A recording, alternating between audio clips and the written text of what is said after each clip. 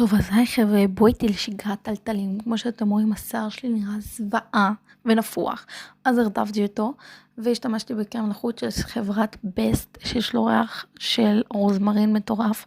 אז ככה אני שמה על השיער, ומברישה ומקפצ'צ'ת.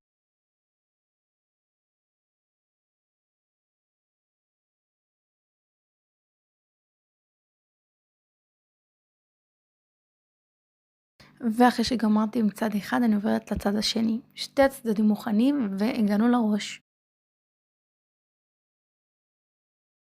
חבר'ה, פשוט צריך להקדיש הרבה יותר תשומת לב ולחות לשיער העליון למעלה, כאילו האזור של כל השבוענצים פשוט חייב מבחינתי. טוב, אז ככה אני מסלסלת איפה שכל השבוענצים טל טל טל טל, כי זה ממש חובה וממש חשוב. אז חבר'ה, אני משתמשת בג'ל של ביוטי קר, ממליצה, אין מילים.